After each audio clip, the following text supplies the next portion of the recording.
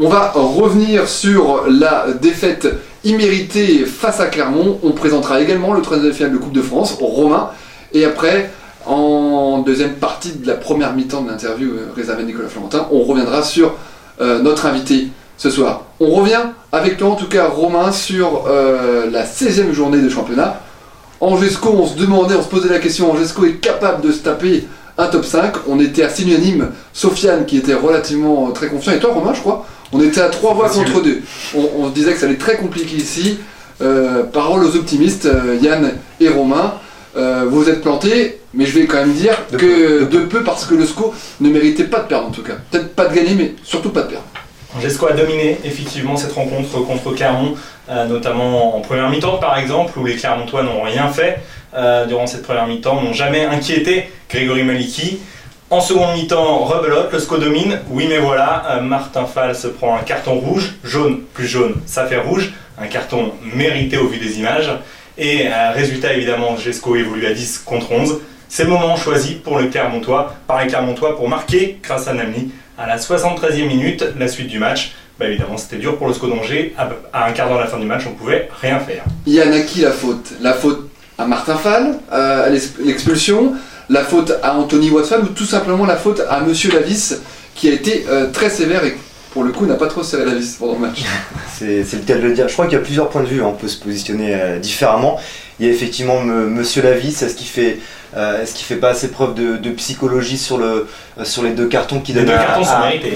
Bien sûr, à 3 minutes d'intervalle. Après Stéphane Moulin, les deux cartons pour lui n'est pas mérité. Maintenant, on peut se dire aussi que Matarfal, est-ce qu'il n'avait pas la possibilité de faire autre chose qu'une faute à 60 mètres de ses buts? Est-ce qu'il y avait danger? Je pense pas, Romain. Non, il n'y avait pas danger. Même si effectivement, Monsieur Lavis a été Fred, t'étais remonté. Mauvais.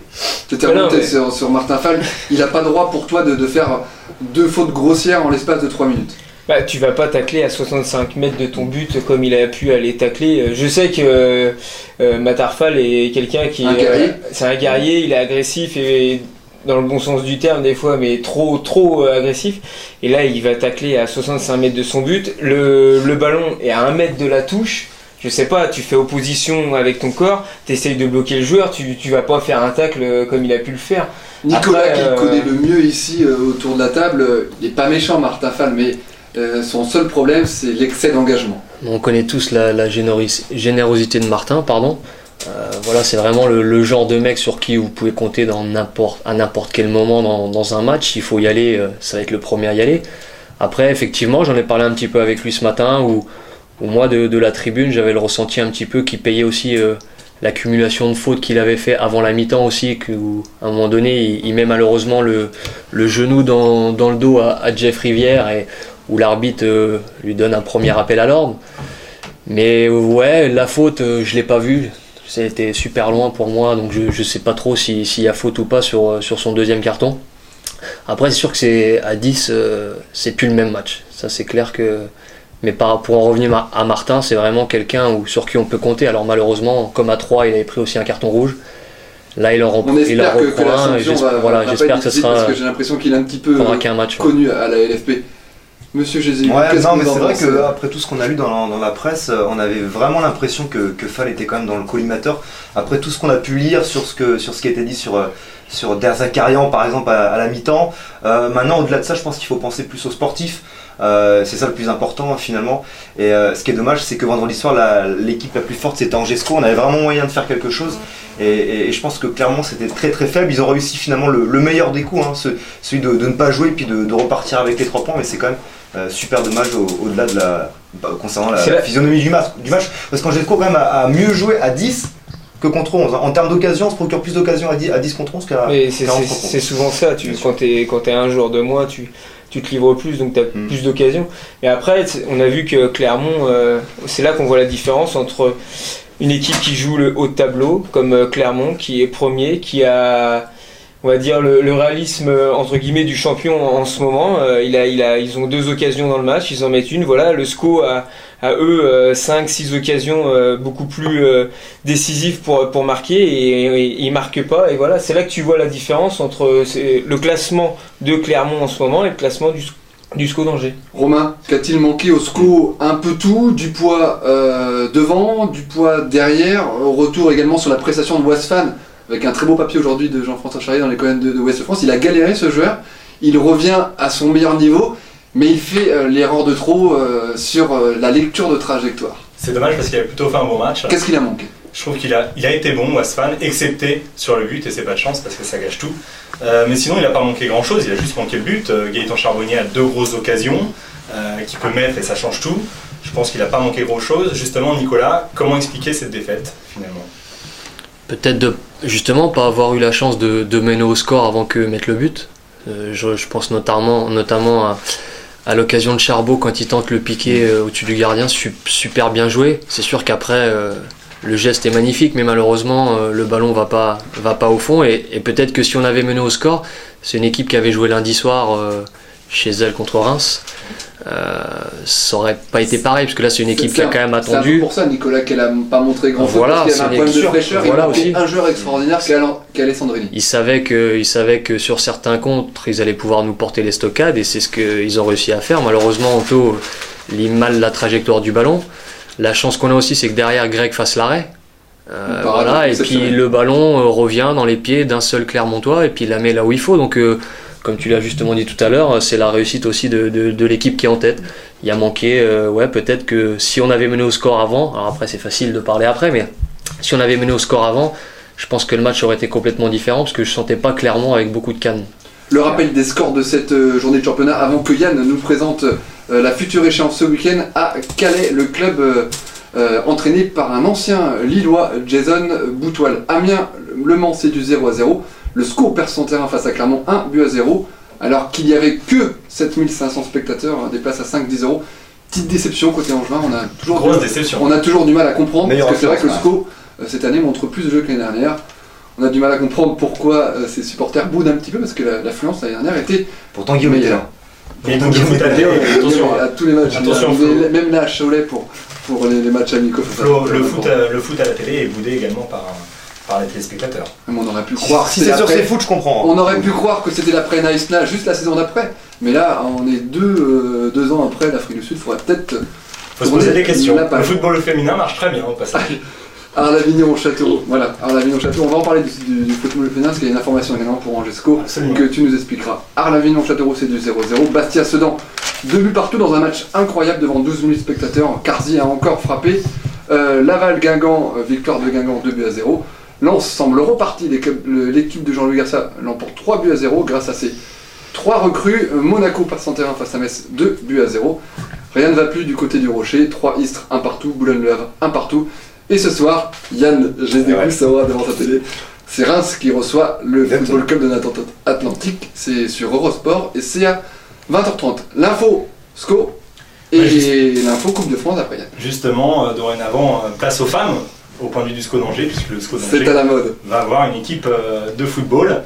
Donc voilà, c'est plutôt bien pour le SCO d'Angers. On se met à la page par rapport à des équipes comme Montpellier. C'est Daniel Chocteau et Jacques Thibault qui l'ont annoncé lundi soir lors d'un repas des 100 cravates. Le SCO aura une section féminine. Voilà, avec Bruno Bini qui était présent notamment.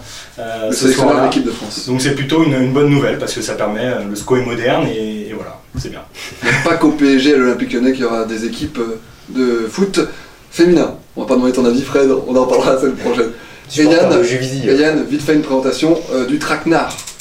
Ouais, le Traquenard, on avait dit la même chose déjà dans un stade tout neuf. Pour ce match contre la Guerche, premier tour de Coupe de France, c'est les Angevins qui prendront la direction de Calais, stade de l'épopée, en hommage au parcours exceptionnel de Calais en 2000 si je me souviens bien. Calais qui s'est incliné au Stade de France contre le Football Club de Nantes. Match Traquenard comme tu dis Flo, si les Angevins font le boulot ça devrait passer. L'avantage c'est qu'on joue sur un terrain correct avec un stade de 12 000 personnes. Voilà.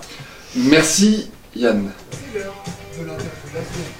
C'est donc l'heure de l'interview de la semaine. Ce soir, nous avons Nicolas Florentin. Il est 19h12 sur Radio G dans le magazine L'équipe du lundi. On va revenir avec Nicolas Florentin. Si vous êtes supporter d'Angesco, vous connaissez forcément Nicolas Florentin sur le papier plus que sur le terrain, parce que c'est vrai que Nicolas a eu quelques difficultés depuis qu'il est à Angesco. On va rappeler avec Yann le CV de Nicolas Florentin. C'est l'AS Nancy-Lorraine, c'est l'AS Beauvais, c'est l'Estac, c'est le Stade Malherbe de Caen et c'est enfin Angesco. Et Yann, je me trompe pas, Nicolas me contredira s'il n'est pas d'accord avec moi, les plus belles années que Nicolas Florentin a passées en tant que footballeur professionnel, c'était au Stade Malherbe de Caen, c'était vraiment le passeur de Ligue 2 et le passeur de Ligue 1. Ouais, c'est sûrement l'un des meilleurs CV que qu'Angesco possède. Maintenant, c'est vrai avec que, Nicolas Gillet. Avec Nicolas Gillet, exactement. Ouais. Mais c'est deux vrai. joueurs qui ont de grosses difficultés depuis quelques temps maintenant. Mais moi, je pense que ça va revenir, Nico. Ouais. Je pense que ça va revenir. J'espère, merci. Il n'y a pas de raison. Il n'y a pas de raison. On va revenir avec Romain sur la saison de Nicolas Florentin, forcément compliquée. On va revenir un petit peu avec toi sur Nicolas Florentin, Angesco, surtout sur cette saison qui a démarré où on croyait que Jean-Louis Garcia partant, Nicolas Florentin avait une vraie chance d'être dans l'équipe type, et pourquoi pas tout simplement juste dans le groupe. Alors vous êtes arrivé en 2010, alors à la suite d'une blessure, il faut savoir que l'année d'avant vous étiez blessé, donc pas forcément en grande forme. Il faut l'expliquer un petit peu cette blessure pour les auditeurs. Du coup évidemment, en fracture 2010, du tibia, Ouais, fracture plateau tibial. Ouais. C'est ce qui malheureusement pour vous ça a été fatal cette blessure pour la saison d'après, c'est ça? Ouais, parce que c'est une blessure qui est arrivée donc à Caen au début du mois d'août, donc forcément même si j'étais sur le départ à cette époque-là, ça m'a emmerdé pour toute la saison, puisque c'était vraiment une course contre la montre, vraiment essayer de revenir dans le groupe. J'ai réussi à revenir dans le groupe pour le dernier match de la saison pour notre titre de champion de France à Nantes de Ligue 2. Mais j'ai fait les 2 derniers mois avec l'équipe réserve, et même quand l'équipe pro et on a eu nos vacances, j'ai souhaité rester encore 15 jours supplémentaires pour aider l'équipe réserve de Malherbe à se maintenir en CFA, et puis moi par conséquent aussi avoir du temps de jeu. Et puis voilà, après il y a eu mon arrivée ici au SCO, donc bien entendu avec 2 mois de matchs et de compétition en réserve à Caen, quasiment une saison blanche, quoi. Et Nicolas, il y a un club qui te tient un discours comme jamais, on a parlé ensemble en off cette semaine un petit peu au téléphone, un club, un homme, Olivier Piqueux, et là tu te dis ma carrière elle n'est pas finie, à l'époque tu avais 30 ans, c'était en 2010, 31, ouais. 31 ans. Je sais même plus, ouais, 30, 31, je sais plus. En 2000, 31. Nicolas Florentin est arrivé juin 2009. Il y a un an, ouais. 2010, il avait donc 31 31 ans et demi, 32 ans. Voilà, et Nico, là tu te dis, Olivier Piqueux a un super discours, et c'est à Angers, et dans aucun autre club que je vais signer, je signe à Angers, quoi. Ouais, c'est vrai que c'est exactement ça, puisque j'avais eu avec mon agent Alain Caviglia qui travaillait sur moi, bien entendu, les clubs. C'est de la famille à Caviglia? C'est Alain Caviglia.